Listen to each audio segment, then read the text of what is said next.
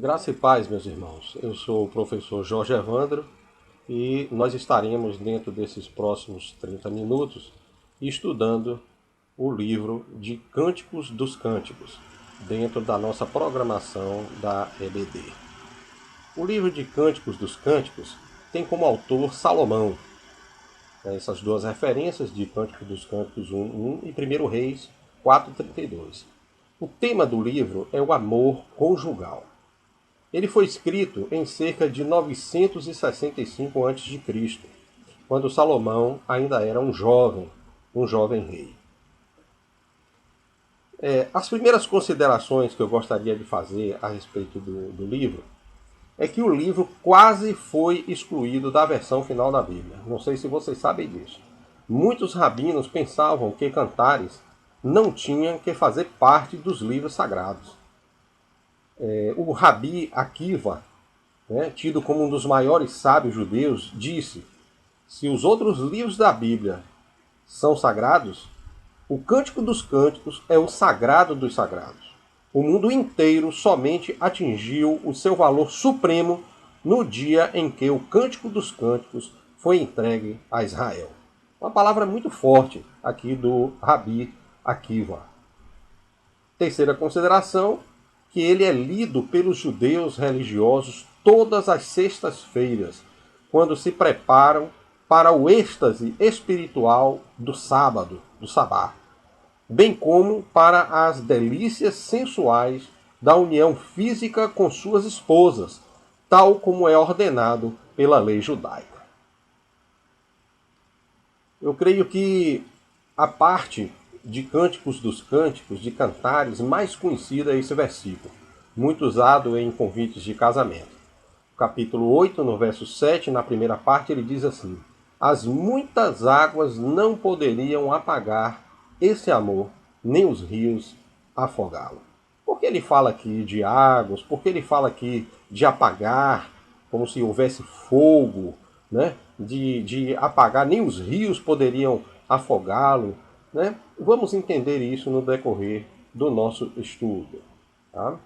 O livro ele pode ser interpretado de algumas maneiras. Tá? Eu trouxe aqui para vocês duas maneiras principais como este livro pode ser interpretado.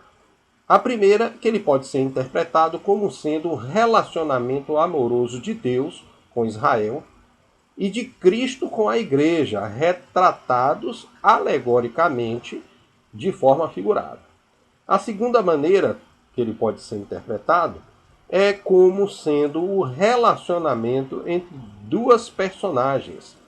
Fala do amor do rei Salomão pela Sulamita, uma jovem livre e descompromissada, e vice-versa.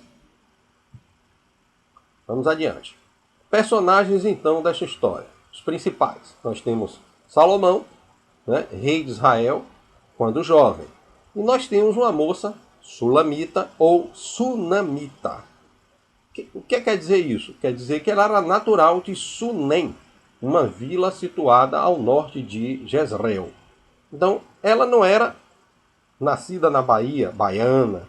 Ela não era mineira, nascida em Minas Gerais. Ela não era paulista, nascida em São Paulo. Ela era sunamita, nascida em Sunem. Portanto, sunamita ou sulamita não é o nome dela, mas de onde ela veio, de onde ela é natural. Isso é importante que se diga. Tá? Então, quem é essa sulamita? Quem é essa sunamita? Eu desejo mostrar aqui para vocês, através do estudo do primeiro e segundo capítulo de 1 Reis, que essa sulamita aqui é Abisag, aquela que trabalhou no palácio quando Davi, já era muito velho. O que conta a história? Conta que, sendo Davi já muito idoso,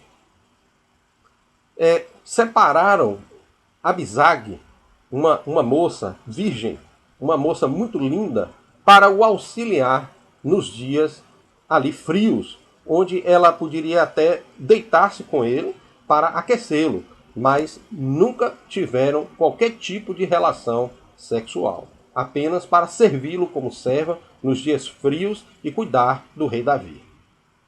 Então ela chega ao palácio e serve ali ao rei Davi e, logicamente, ela se confraterniza, ela está na presença de outros ali, como a mãe de Salomão, como o próprio Salomão, e ela era uma figura bastante conhecida ali do palácio ao prestar esse serviço ao rei Davi.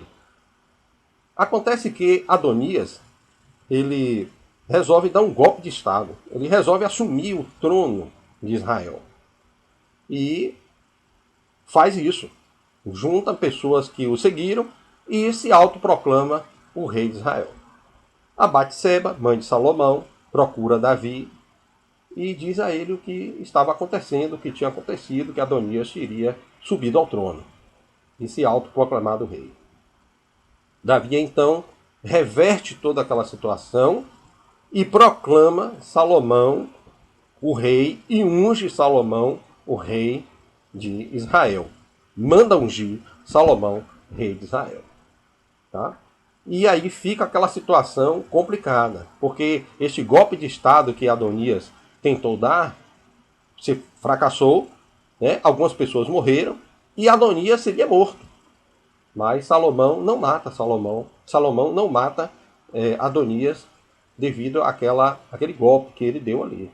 Tá? Ele se apega lá ao altar do templo e ele então não é morto, não é sentenciado à morte por Salomão. Então Salomão assume o trono, começa a governar Israel e certo dia Adonias procura a mãe de Salomão, procura Batseba. E diz a Batseba: olha, eu tenho um pedido a fazer e eu gostaria que você me ajudasse. Eu tenho um pedido a fazer para o rei e eu gostaria que você me ajudasse. Eu gostaria de me casar com a Sunamita, eu gostaria de me casar com Abisag. Você poderia perguntar ao rei se ele me concede este Abisag em casamento? Aí Batseba disse a ele: sim, eu vou perguntar ao rei, eu vou pedir ao rei em seu favor para que ele te dê Abisag em casamento. Então, Batseba vai até a presença do rei Salomão. Salomão estava no seu trono, na sua sala de audiências, no seu trono real.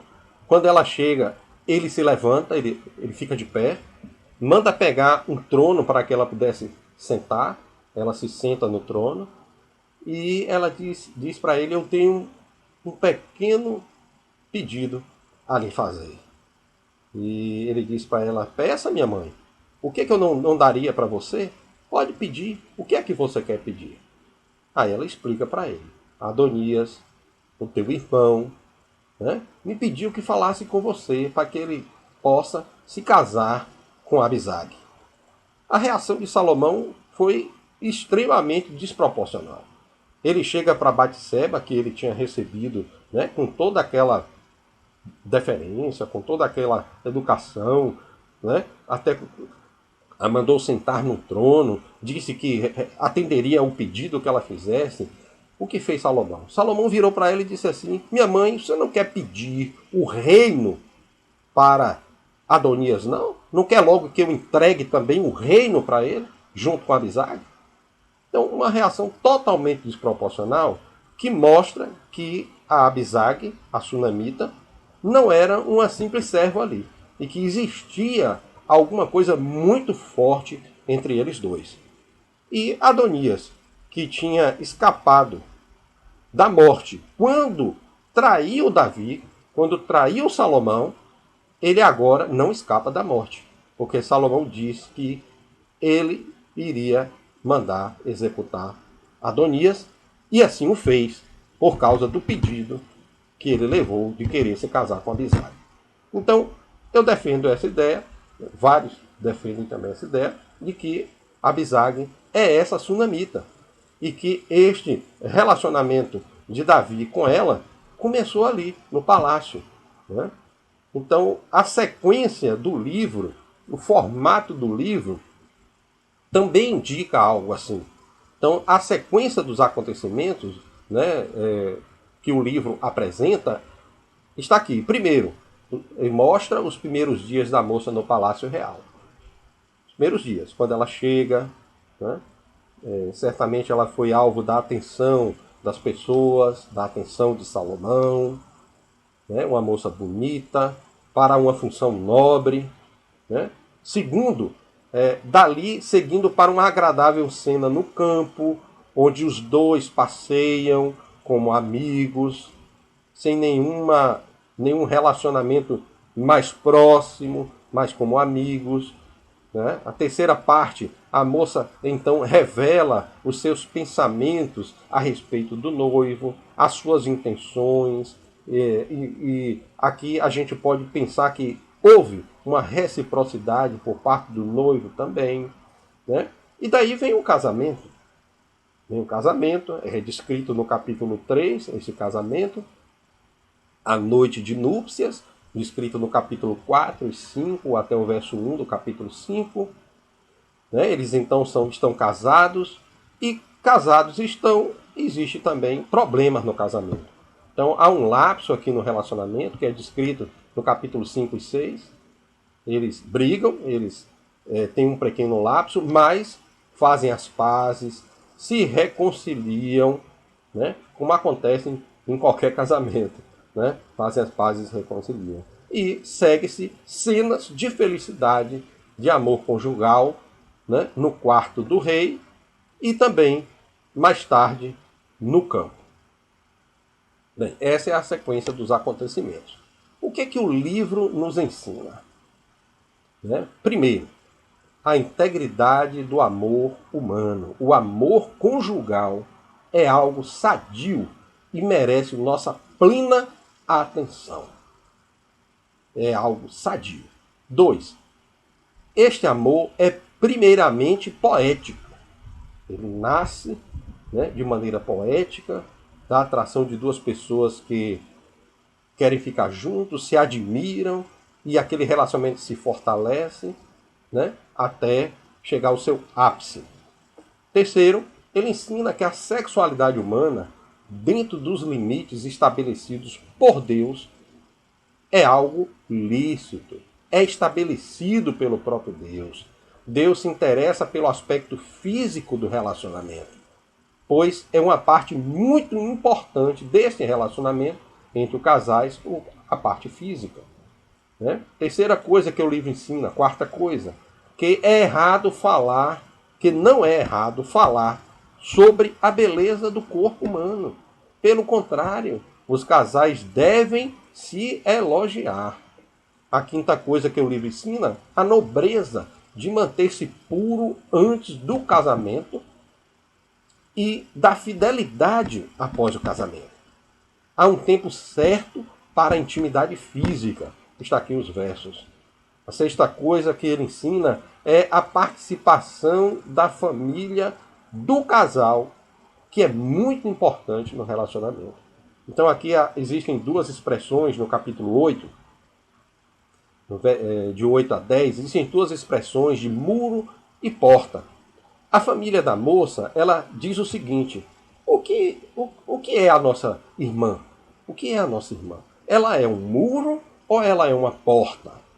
Lembre-se, amados, que as cidades elas eram muradas e só se entrava nessas cidades por portas. As cidades, como a cidade de Jerusalém, que eram as cidades fortalezas. Tá? O muro era a parte segura da porta, ou da cidade. O muro era a parte segura da cidade.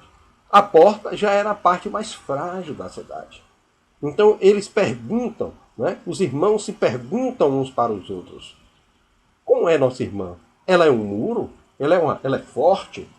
Né? Se ela for forte, nós vamos adorná-la ainda mais. Nós vamos fazer uma torre para que ela apareça ainda mais. Mas se ela for uma porta, se ela for fácil, se ela for um ponto fácil de entrada na cidade, nós vamos ter que reforçar a nossa vigilância sobre ela. Nós vamos pegar madeiras de cedro fortes e vamos reforçá-la.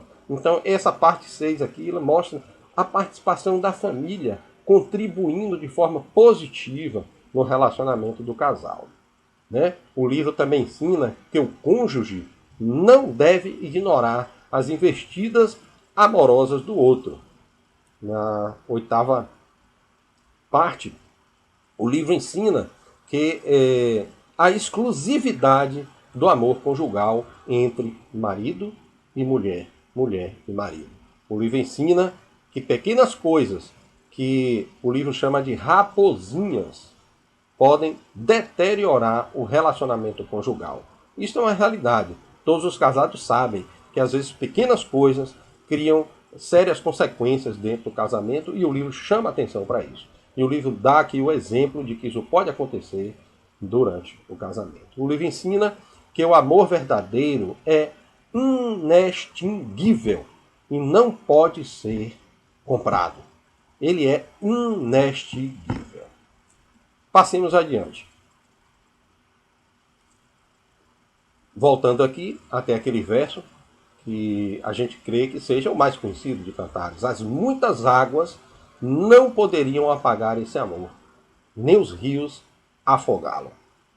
Então, há aqui uma alusão à chama. Apagar. Água, vir sobre a chama e apagar. Então, vamos nos concentrar nessas figuras aqui que são colocadas neste versículo. Né? Então, chama. Está aqui uma chama. Né? Então, o livro mostra que a primeira chama que queima num relacionamento é a chama da amizade e do companheirismo. Então, inicialmente, aqueles dois ali no palácio, Salomão e a Sunamita, Salomão e Abisag, começam a nutrir um relacionamento de amizade, passeiam pelo campo juntos, né? Tem aquele companheirismo, começam a sentir, né, que aquela aproximação é boa para ambos. Né? E aqui vem o primeiro elemento, né, para a gente entender o livro e o que o livro ensina a respeito do amor conjugal, que é essa chama da amizade, né, e do companheirismo. Mas o livro também fala de uma outra chama, a chama do afeto profundo, do compromisso, do desejo intenso de estar com alguém, que nasce quando vem aquela paixão que certamente existiu entre a Sunamita e Salomão, e que eles então desejam estar um com o outro, desejam estar para sempre um com o outro, e ela revela os seus sentimentos para ele, da mesma forma ele retribui, e mais uma chama é acrescentada àquela chama da amizade, e o amor então fica mais forte, porque já não é mais somente uma amizade, é também uma intensa paixão. Mas há uma outra chama que queima aí, que Cantares 7:12 mesmo diz: levantemo-nos cedo de manhã para ir às vinhas. Vejamos se florescem as vides, se abre a flor, se já brotam as romeiras, dar-te-ei ali o meu amor. Aqui já é o amor físico, né? É a atração física que eles já têm um pelo outro e que desfrutam disso, né? Queimando, mas esta chama, né, do amor conjugal. Portanto, nós temos três chamas. Nós temos a chama da amizade e do companheirismo, que é uma chama poderosa, que é uma chama que torna o relacionamento estável, que torna o relacionamento agradável. Nós temos a chama da paixão e do compromisso, que também torna o relacionamento ativo, estimulante. E nós temos a chama da atração física, da intimidade sexual, que Deus fez homem e mulher para desfrutar desta amizade, desta paixão e dessa atração física. Então, quando essas três chamas, elas queimam juntas, é um grande fogaréu, é uma grande chama, é uma chama intensa que muitas águas não podem apagá-lo, nem os rios afogá-lo. Né? Então, hoje, nós vemos muitas vezes as coisas sendo invertidas. Nós vemos relacionamentos começarem pela atração física. Então, o livro nos ensina, né, e que a palavra de Deus também nos ensina, que não é por aí que se começa um relacionamento duradouro.